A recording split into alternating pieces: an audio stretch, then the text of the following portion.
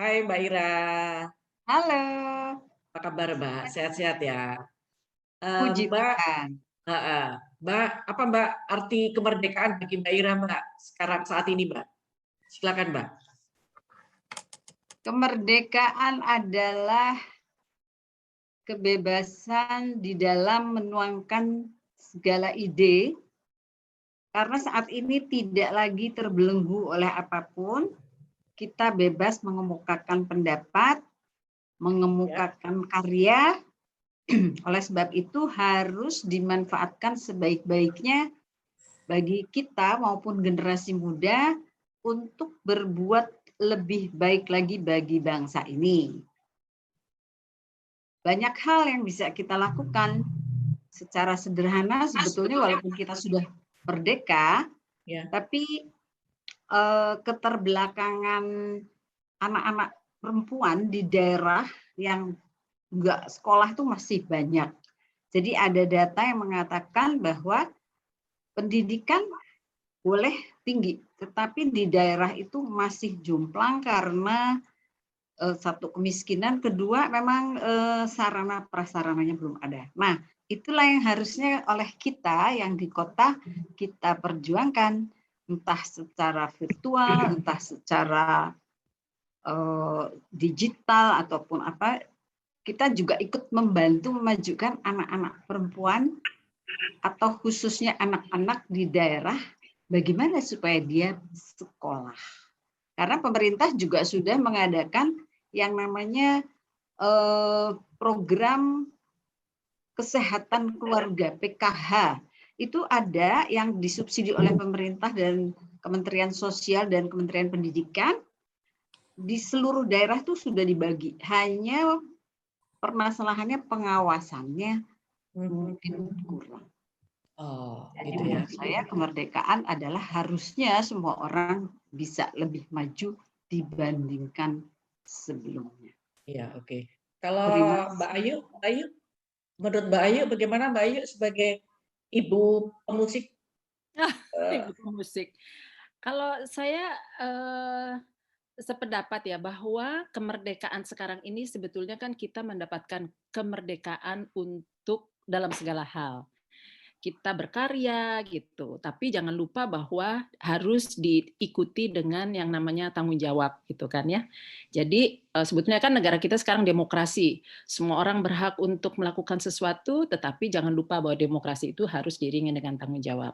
Nah kalau tadi Mbak Ira itu menitik beratkan kepada wanita-wanita yang masih perlu diangkat pendidikannya di daerah. Kalau saya melihat dari anak-anak sekarang gitu ya, anak-anak sekarang ini luar biasa, bahasa Inggrisnya pinter, segala sesuatunya pinter.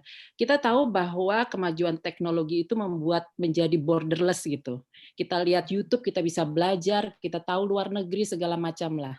Tetapi satu hal seharusnya yang kita tidak boleh lupa sebagai orang tua adalah apapun anak-anak itu harus diawasi dan harus dibimbing. Jangan sampai mereka itu sedemikian masuk ke dalam era globalisasi, tetapi mereka lupa kepada akarnya. Itu yang saya ngelihat. Anak-anak pandai berbahasa Inggris, tetapi anak-anak lupa dengan etika atau tata cara kita sebagai bangsa Indonesia. Karena kita tahu banyak orang pintar, ya banyak di mana-mana orang pintar, tetapi apakah diiringi dengan attitude yang baik gitu. Karena menurut saya etika itu atau sikap itu lebih penting. Itu yang utama gitu lah ya. Yang utama iya benar.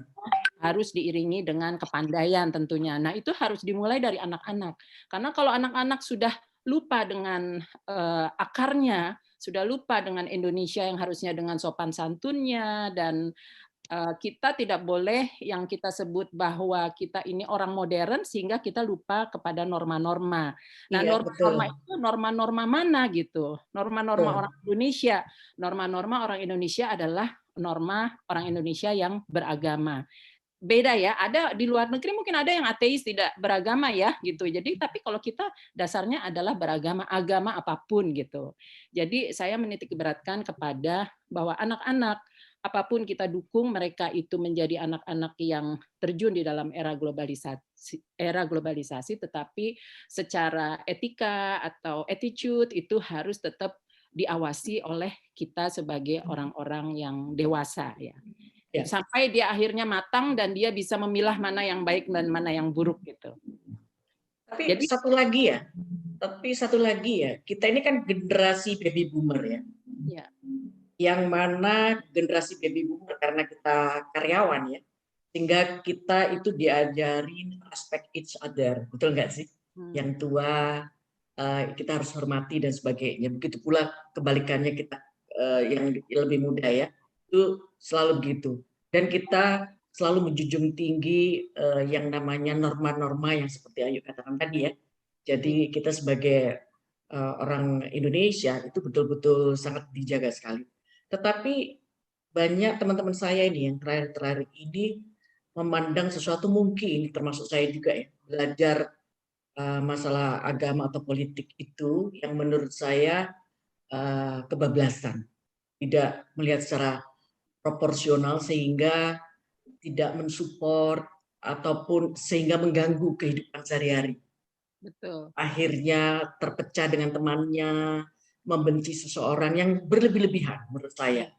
Nah itu bagaimana Mbak Ayu cara menangani hal itu menurut Mbak Ayu sama Mbak Ira ya? Ya. Ayu dulu apa ya Mbak Ira dulu? Ya, Ayu Mbak dulu. Ira. Oke, kalau menurut saya sih gini, bahwa anak-anak itu harus ditanamkan mengenai yang namanya diversity gitu ya, perbedaan gitu. Setiap orang itu memiliki perbedaan, tetapi kita sama manusianya gitu, sehingga perbedaan suku, perbedaan agama atau perbedaan tata cara itu tidak membuat perpecahan.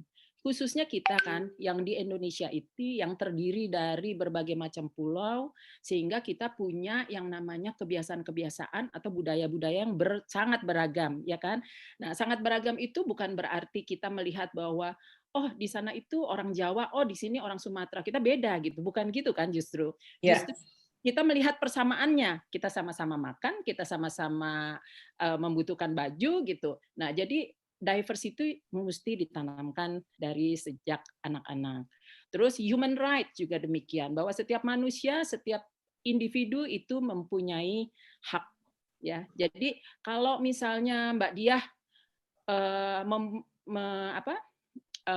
ingin menyampaikan sesuatu gitu, Mbak Diah boleh berhak menyampaikan sesuatu. Tapikah apakah saya setuju atau tidak? Itu juga tidak apa-apa gitu, tidak membuat kita menjadi tidak harus sama. Tidak harus sama. Betul. Keberagaman is important ya. Betul. Lalu salah satu lagi konflik and resolution. Anak-anak itu mesti diajarkan bagaimana mengelola konflik itu dan konflik itu akhirnya itu menjadi sesuatu yang sifatnya konstruktif gitu. Jangan perbedaan itu kalau ada konflik itu membuat kita jadi berantem gitu, ya kan? Anak-anak harus diajar mengelola hal tersebut. Lalu satu hal lagi adalah sustainable development, bahwa kita hidup itu anak-anak harus ditanamkan bahwa hal-hal yang positif, hal-hal yang baru itu harus terus berkesinambungan dilakukan. Misalnya kita menjaga yang namanya kebersihan, setiap hari kita menjaga kebersihan, apalagi sustainable dalam hal pendidikan misalnya, itu juga harus secara berkesinambungan dilakukan. Jadi menurut saya 4 hal ya yang penting. Satu itu human rights, satu apalagi tadi conflict and resolution, lalu sustainable development, dan satu lagi adalah diversity. Itu ditanamkan. Kalau itu semua ditanamkan, yang namanya perbedaan-perbedaan sehingga orang menjadi kebablasan, itu harusnya sih tidak. Ya. Jadi harusnya konsisten ya. Konsisten sampai mereka itu sudah besar pun tidak mudah sekali tergoyangkan. Betul. Jadi dimulai dari anak-anak. Ya. Terima kasih Mbak Ayu. Selanjutnya mungkin Mbak Ira.